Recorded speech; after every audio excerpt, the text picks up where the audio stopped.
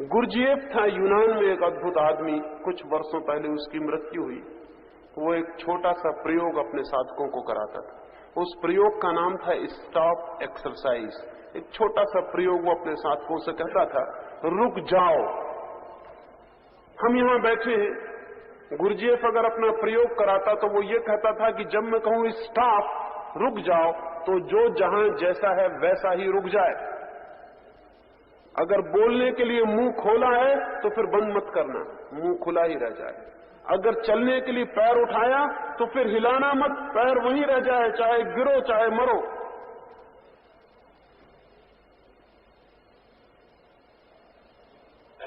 क्यों? ये क्या पागलपन की एक्सरसाइज है? इससे क्या मतलब है? लेकिन जिन लोगों ने उसके साथ ये प्रयोग किया वो दूसरे आदमी हो गए और उन्होंने कहा, हम हैरान हो गए, इतना छोटा सा प्रयोग कितनी क्रांति करवा सकता। क्योंकि बहुत बल चाहिए इस बात में। आप अपने को धोखा देने की कोशिश करेंगे कि कोई देख तो रहा नहीं, पैर इतना ऊंचा बहुत तकलीफ दे रहा, थोड़ा नीचे करके रख लो। और अगर नीचे करके रख लिया तो किसी और का नुकसान नहीं किया।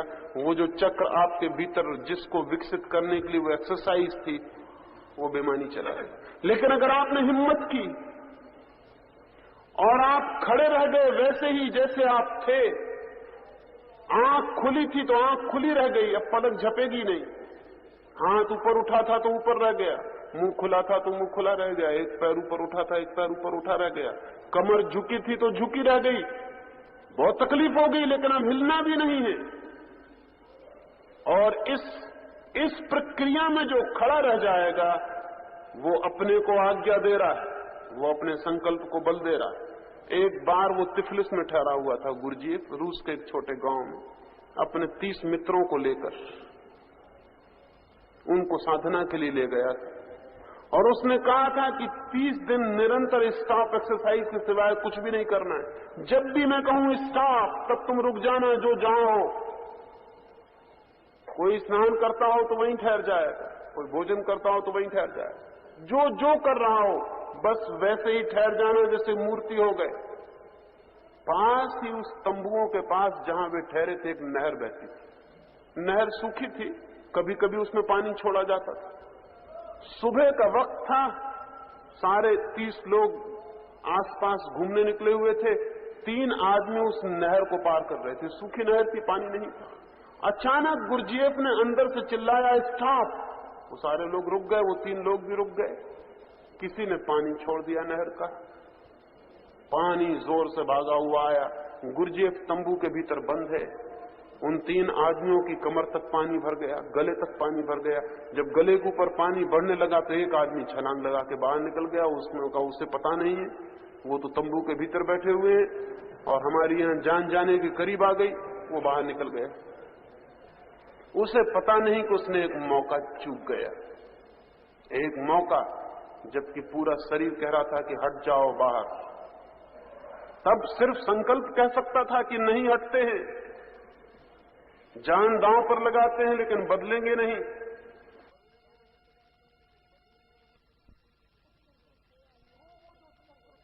तो वो जो चक्र सोया हुआ है सक्रिय हो जाता है, एक शॉक, एक धक्का, और वो चल पड़ता। लेकिन वो चूक गया, वो बाहर कूद गया। अक्सर लोग कूद जाएंगे, आप भी होते तो कूद गए होते, उसने कुछ गलती नहीं की थी। 2 व्यक्ति रह गए। फिर इसके बाद मुंह तक पानी आ गया और जब नाक तक पानी आया तो दूसरे ने भी सोचा कि अब खतरा है। वो भी छलांग लगा के बाहर हो गए। लेकिन तीसरा आदमी खड़ा रहा। खतरा उसको भी दिखाई पड़ा, अंधा नहीं था। जान जाने की नौबत दिखाई पड़ी, मौत सामने आ गई, पानी सिर के ऊपर से निकल गया।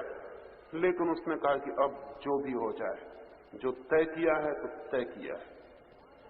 गुरजीएफ भागा पागल की तरफ तंबू के भीतर से। वो नहर तो जान के छुड़वाई गई थी। कूदा पानी में, उस आदमी को बाहर निकाला।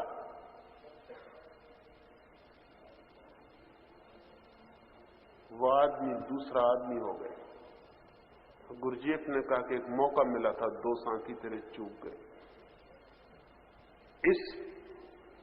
इस दबाव में, इतने तेज दबाव में कि मौत सामने आ गई लेकिन संकल्प नहीं बदला, तो फिर और कब चलेगा वो चक्र। वो चल पड़ा, वो आदमी दूसरा हो गया। अब ये आदमी जो चाहेगा हो जाएगा। ये अपने विचार को कह दे कि रुक जाओ, तो फिर विचार चल नहीं सकते भीतर।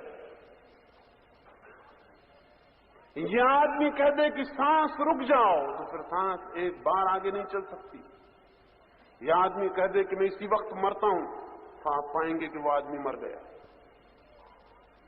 ये आदमी अब जो चाहेगा अपने लिए हो जाएगा। दक्षिण में एक बहुत बड़े संगीतज्ञ का जन्मदिन मनाया जाता था, कोई 300 वर्ष पहले की बात। बहुत बड़े बड़े मित्र थे उसके, बहुत बड़े बड़े शिष्य थे, बड़े राजा महाराजा थे। उन सब ने मिलकर उसका आयोजन किया था। उसकी 60वीं वर्षगांठ मनाई जाती थी। उसके हजारों शिष्य अपनी अपनी भेंटें लेकर आए थे। एक गरीब फकीर भी उसका शिष्य था, जो सड़कों पर तंबूरा बजा के भीख मांगता था। उसके पास तो कुछ भी नहीं था। आधी रात बीत गई, सारी भेंटें देकर लोग जा चुके, तब वो भिखारी द्वार पर आया और उसने द्वारपालों से कहा, मुझे भीतर जाने दें, अपने गुरु को मैं भी कुछ भेंट देना चाहता हूं। लेकिन उसके हाथ खाली थे, कपड़े फटे थे। उस द्वारपाल ने कहा, तुम्हारे पास कुछ दिखाई नहीं पड़ता? उसने कहा, मैं तो हूं। द्वारपाल ने कहा, कोई पागल है, जाने दो, चले जाओ, ठीक है। वो भीतर गया। सारे लोग विदा होने के करीब हैं। सारा भवन भेंट की चीजों से सजा है, करोड़ों रुपए की भेंट आई है। तब उस भिखारी ने जाके गुरु के चरणों में सिर रखा और उसने कहा कि मैं भी एक भेंट लाया हूं, क्या आप स्वीकार करेंगे? गुरु ने भी देखा, उसके हाथ खाली हैं और कुछ भी नहीं। उसने कहा, लेकिन भेंट कोई दिखाई नहीं पड़ती। उसने कहा, मैं जो हूं। वो हाथ जोड़ के खड़ा हुआ। उसने कहा कि परमात्मा, मेरे पास तो देने को कुछ नहीं, मेरी उम्र मेरे गुरु को मिल जाए। उसने ये कहा और उसकी सांस खत्म हो गई। वो वहीं मरा हुआ गिर पड़ा। ये आदमी में क्या रहा होगा? इसने कहा कि मेरी उम्र। कितनी बार आपने नहीं कहा है लोगों से कि मेरी उम्र आपको मिल जाए? वो नहीं मिलेगी। आप भी जानते हैं, दूसरा भी जानता है। लेकिन आज्ञा चक्र उपलब्ध हो जाए तो कभी भूल के ऐसी बात मत कहना किसी से। लोग कहते हैं कि संत पुरुष किसी के संबंध में कोई बुरी बात नहीं कहते। उसका कोई कारण ये नहीं है कि संत पुरुष बुरी बात नहीं कह सकते। बुरी बात कह सकते हैं, लेकिन कहना खतरनाक साबित हो सकता है। उतने संकल्प से निकली बात सार्थक हो सकती है। उतने संकल्प से दिया गया विचार बहुत सजीव हो जाता है। उसमें एक ऊर्जा और एक शक्ति मिल जाती है। हम कहते हैं लोगों से कि मन शांत नहीं होता, बहुत बैठते हैं, बहुत ये करते हैं, मन तो अशांत रहता है, चंचल रहता है। रहेगा, क्योंकि आपको पता ही नहीं कि इसको कहा जा सकता है रुक जाओ और इसे रुकना पड़े। लेकिन रुक जाओ में कोई बल तो चाहिए। जीसस के बाबत मैंने सुना है, जीसस और उनके दो मित्र एक झील पर एक नाव में सवार, जोर का तूफान आ गया और जीसस सो रहे हैं एक कोने में। उनके मित्रों ने आके हिलाते हैं कि नाव डूबने के करीब है, खतरा है, उठिए, और आप सो रहे हैं। जीसस कहते हैं कि मैं तो अभी थोड़ा सो लूं, रात भर का थका हूं, खतरा है तो तुम जूझो। लेकिन नाव डूबने के करीब होने लगी। अब डूबी। वो मित्र फिर आए, उन्हें बड़ा क्रोध भी आया कि हम मर रहे हैं, डूब रहे हैं, और यह आदमी सो रहा है। जाके जीसस को उठाया। जीसस ने कहा, जाओ और झील को कह दो कि शांत हो जाओ। उन्होंने कहा, पागल हो गए हो, झील किसी की मानती? जीसस ने कहा, अगर तुम्हारे भीतर की झील तुम्हारी मानती हो तो बाहर की झील भी मान सकती है। लेकिन अपने भीतर की झील पर ही कोई भरोसा नहीं, कोई विश्वास नहीं, तो बाहर की झील से क्या कहेंगे? कहानी बड़ी मधुर है। जीसस झील के पास गए और कहा कि चुप हो जा, शांत हो जा। और कहानी कहती, झील शांत हो गई, वो तूफान खो गया। बाहर की झील हुई हो या न हुई हो ये सवाल नहीं है, लेकिन भीतर के झील के बाबत मैं भी आपको यह आश्वासन दिलाता हूं कि अगर एक बार कहने का बल आ जाए और भीतर कोई मुड़ के कह दे कि बस, तो भीतर सन्नाटा छा जाता है जिससे कोई तूफान नहीं, कभी था ही नहीं। लेकिन हम रोते धोते चिल्लाते हैं बहुत, सामायिक करते हैं, प्रार्थना करते हैं, नमोकार पढ़ते हैं, न मालूम क्या क्या करते हैं, कुछ होता नहीं, होगा भी नहीं।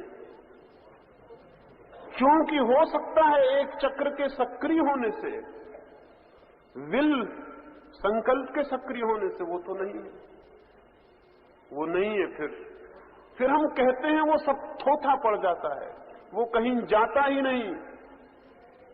जो भी हम चाहते हैं वो सिवाय इस चक्र के और कहीं से भीतर प्रवेश नहीं कर सकता है। इसलिए ध्यान में उस चक्र पर जोर से नजर रखनी। और ये बड़े रहस्य की बात है कि जितनी गहरी उस पर नजर हो उतनी ही शीघ्रता से वो सक्रिय हो जाता है। चक्रों को सक्रिय करने का उपाय उन पर अटेंशन, उन पर ध्यान देना है। जिस चक्र पर ध्यान जाएगा वही चक्र सक्रिय हो जाएगा। इसका आपको शायद पता भी नहीं होगा कि अगर आप अपनी नाड़ी पर हाथ रख के गिनती करें तो जितनी गिनती निकलेगी, फिर दोबारा नाड़ी पर पूरा ध्यान दे के गिनती करें और आप पाएंगे कि नाड़ी की गति बढ़ गई। सिर्फ ध्यान देने से गति बढ़ जाएगी।